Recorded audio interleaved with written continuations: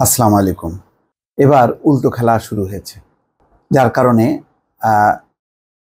কর্মকর্তারা নেতানিয়াহু এবং তার দেশ যে পররাষ্ট্রমন্ত্রী তারা মারাত্মকভাবে ক্ষেপে গেছে আমেরিকা এবং তুরস্কের উপর। এখন আমেরিকা চাপ দেওয়া শুরু করেছে, অন্যদিকে তুরস্কের যে কঠোর মনোভাব সেই মনোভাবে রীতিমতো কাঁপুনি উঠেছে, যার কারণে এখন সেই প্রধানমন্ত্রীর থেকে শুরু করে পররাষ্ট্রমন্ত্রী সবাই এখন পাল্টা জবাব দিতে শুরু করেছে এবং এর উপর যে চাপ একদিকে মার্কিন যুক্তরাষ্ট্র দিচ্ছে, অন্যদিকে তুরস্ক দিচ্ছে। মার্কিন যুক্তরাষ্ট্র রীতিমতো যেটি খবরের প্রকাশ সেটি হচ্ছে নিষেধাজ্ঞা দেওয়ার পরিকল্পনা করছে এবং সেই নিষেধাজ্ঞা যাতে না দিতে পারে সেই কারণে নেতানিয়াহু পাল্টা যুক্তি দিচ্ছে। এখন সেই যুক্তিটা কতখানি জুৎসই হবে বা গ্রহণযোগ্য হবে সেটি পরের ব্যাপার, কিন্তু ইতিমধ্যে মার্কিন যুক্তরাষ্ট্র কেন কি কারণে নিষেধাজ্ঞা দিচ্ছে সেই পরিকল্পনা প্রকাশ করেছে। এখানে প্রথম যে খবরটি সেটি হচ্ছে সেনাদের উপর মার্কিন নিষেধাজ্ঞার পরিকল্পনা, হুঁশিয়ারি দিচ্ছে। কি সেটা? প্রতিরক্ষা বাহিনীর কুখ্যাত ইউনিট নেতজাহ ইয়েহুদার উপর নিষেধাজ্ঞার পরিকল্পনা করছে মার্কিন যুক্তরাষ্ট্র। মার্কিন এই পরিকল্পনার নিন্দা জানিয়েছে। শনিবার ইসরায়েল বলেছে সেনাদের উপর নিষেধাজ্ঞা আরোপ করা হবে চূড়ান্ত সীমা অতিক্রম করা। প্রতিবেদনে বলা হচ্ছে পশ্চিম তীরে ফিলিস্তিনিদের মানবাধিকার লঙ্ঘনের সঙ্গে জড়িত থাকার দায়ে নেতজাহ ইয়েহুদার উপর নিষেধাজ্ঞা দেওয়ার পরিকল্পনা করছে যুক্তরাষ্ট্র। এই প্রসঙ্গে শনিবার প্রধানমন্ত্রী বেনিয়ামিন নেতানিয়াহু বলেন, আইডিএফ এর উপর নিষেধাজ্ঞা দেওয়া উচিত হবে না, আমাদের সেনারা সন্ত্রাসী দানবদের সঙ্গে লড়াই করছে। ইতামার বেন গভির এবং বেজালেল মার্কিন পরিকল্পনার নিন্দা করেছে।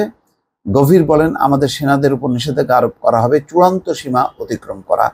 তিনি বলেন, প্রতিরক্ষা মন্ত্রী ইয়োভ মার্কিন আদেশের সামনে নতি স্বীকার না করার জন্য আহ্বান জানিয়েছেন। এদিকে সামাজিক যোগাযোগ মাধ্যম এক্সে দেওয়া এক পোস্টে ইসরায়েলের অর্থমন্ত্রী বলেন, এটি একটি পরিকল্পিত পদক্ষেপের অংশ যাতে ইসরায়েলকে ফিলিস্তিন রাষ্ট্র প্রতিষ্ঠায় সম্মত হতে এবং নিরাপত্তা ত্যাগ করতে বাধ্য করা যায়।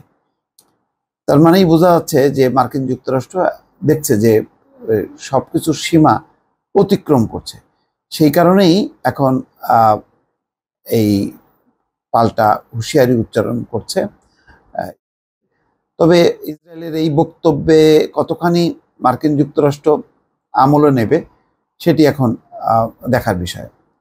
অন্যদিকে আরেকটি খবর হচ্ছে, এরদোয়ান আপনার লজ্জা হওয়া উচিত। পররাষ্ট্রমন্ত্রী কেন? ফিলিস্তিনি স্বাধীনতাকামী সংগঠন হামাসের নেতা ইসমাইল হানিয়ার সঙ্গে বৈঠক করায় তুরস্কের প্রেসিডেন্ট রিসেপ তাইপ এরদোয়ানকে আক্রমণ করে টুইট করেছেন ইসরায়েলের পররাষ্ট্রমন্ত্রী কার্টস।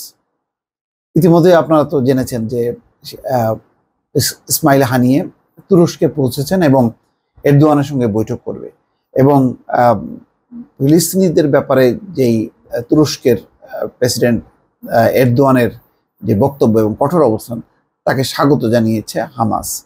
হানিয়ার সঙ্গে তুর্কি প্রেসিডেন্টের বৈঠক নিয়ে নিজের যেই পোস্টে হানিয়া এবং এরদোয়ানের বৈঠকের একটি ছবি যুক্ত করা হয়েছে।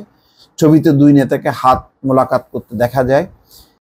কার্টস তার পোস্টের একটি অংশে লিখেছেন, রিসেপ তাইপ এরদোয়ান আপনার লজ্জা হওয়া উচিত। গতকাল শনিবার ইস্তাম্বুলে এরদোয়ান ও হানিয়ার মধ্যে 2.5 ঘন্টার বেশি সময় ধরে বৈঠক হয়। তুর্কি প্রেসিডেন্টের যোগাযোগ অফিস বলছে, বৈঠকে দুই নেতা ফিলিস্তিনের গাজা পরিস্থিতি সম্পর্কিত বেশ কয়েকটি বিষয় নিয়ে আলোচনা করেছেন। গাজার শাসক গোষ্ঠী হামাসের রাজনৈতিক শাখার প্রধান ইসমাইল হানিয়া। বার্তা সংস্থা এপির প্রতিবেদনে বলা হয়, এরদোয়ানের সঙ্গে আলোচনার জন্য হানিয়া গত শুক্রবার সন্ধ্যায় তুরস্কের ইস্তাম্বুলে পৌঁছান। হানিয়ার সঙ্গে বৈঠকের আগে গত বুধবার এরদোয়ান বলেছিলেন তিনি ফিলিস্তিনিদের সংগ্রামকে সমর্থন দিয়ে যাবেন, তিনি নিপীড়িত ফিলিস্তিনি জনগণের কণ্ঠস্বর হবেন।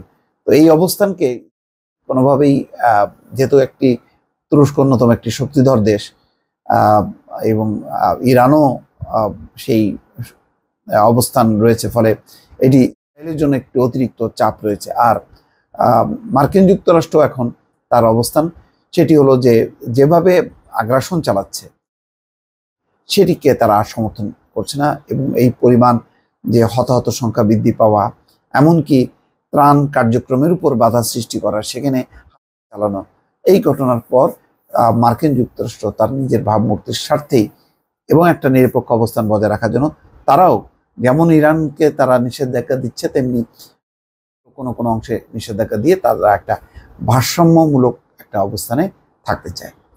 দর্শক ভালো থাকবেন, আল্লাহ হাফেজ।